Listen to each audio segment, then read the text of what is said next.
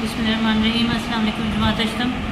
आज के लेक्चर में हम हिस्सा ग्रामर में से एक मौजू करेंगे जो कि है रमूज़ औक़ाफ़ का इस्तेमाल।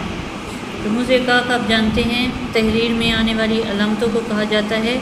इसकी सही तारीफ़ जो है वो ये है कि ये दोनों अल्फाज जो हैं रमूज़ और औक़ाफ़ जमा के अल्फाज हैं। रमूज़ रम्ज़ की जमा है जिसका मतलब इशारा है, जबकि औक़ाफ़ वक्त की जमा है जिसका मतलब ठहरना है, यानी ठहरने के इशारे। इनसे मुराद वो अलामतें हैं जो हम तहरीर के दौरान अपना मतलब वाज़ेह करने के लिए इस्तेमाल करते हैं। चंद रमूज़ औक़ाफ़ दर्ज झैल हैं, वो अलामतें और इशारे हम आज पढ़ेंगे। तो पहला जो है वो है ख़त्मा।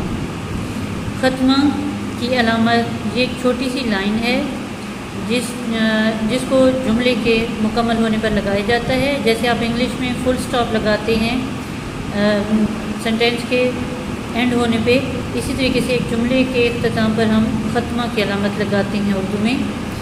इसकी तारीफ़ है कि ये अलामत एक छोटी सी लकीर की सूरत में एक जुमले के मुकम्मल होने पर उसके आखिर में लगाई जाती है। मसलन आज मेरी तबीयत ठीक नहीं है, ये एक पूरा जुमला है, मुकम्मल जुमला है जिसमें एक बात की वजाहत की गई है, तो उसके आगे हम ख़त्मा की अलामत लगा देंगे कि जहाँ पे अब बात मुकम्मल हो रही है। दूसरे नंबर पे आ जाता है सवालिया निशान। इसकी ये मखसूस अलामत है और ये अलामत सवालिया जुमले के आखिर में लगाई जाती है। मसलन कोई भी बात पूछने के लिए जब हम एक फ़िक्रा लिखते हैं तो उसके आखिर में ये अलामत लगाते हैं। मसलन आपको कौन सा फल पसंद है, सवालिया अलामत, और आप कहाँ गए थे, सवालिया निशान, वगैरह वगैरह। इसमें हम ख़त्मा की अलामत नहीं लगाते बल्कि सवालिया की अलामत ही लगाते हैं। तीसरे नंबर पे आ जाता है वक्फ़ा। वक्फ़े के लिए ये अलामत इस्तेमाल की जाती है, छोटा सा कॉमा होता है। ये एक छोटा और मुख्तसर वक्फ़ा है जिसमें कुछ देर ठहर कर आगे बढ़ना होता है। मसलन हज़रत उमर फ़ारूक रज़ी अल्लाह अन्हु बहुत मुतब्बिर, परहेज़गार और आदिल हुक्मरान थे। इसके इन अल्फाज के दरमियान हमने वक्फ़े का इस्तेमाल किया है। और इसकी दूसरी मिसाल है कराची, लाहौर, पेशावर और रावलपिंडी पाकिस्तान के मशहूर शहर हैं। यानी एक से ज़्यादा जो दो से ज़्यादा शहर आ रहे हैं तो उनके दरमियान हम वक्फ़े का इस्तेमाल करेंगे।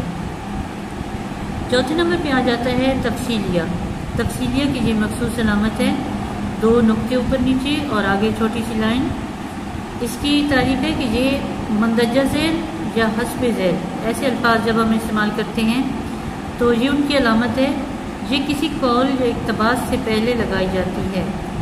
मसलन कायद-ए-आज़म फरमाते हैं कि ये अलामत लगा दें और उसके बाद कायद-ए-आज़म का फरमान हमने लिखना है आगे। इसी तरीके से इल्म के दर्ज फ़ायदे हैं, ये अलामत लगा के तफसीलिया की, उसके बाद फिर इल्म के फ़ायदे नंबरवार हम लिखते जाएंगे। ये चंद रमूज़ औक़ाफ़ हैं जो कि आज हमने आधे पढ़े हैं। बकिया जो हैं वो हम अगले लेक्चर में पढ़ेंगे। इनको आपने याद करना है और अच्छी तरीके से समझने की कोशिश करनी है। अल्लाह हाफ़िज़।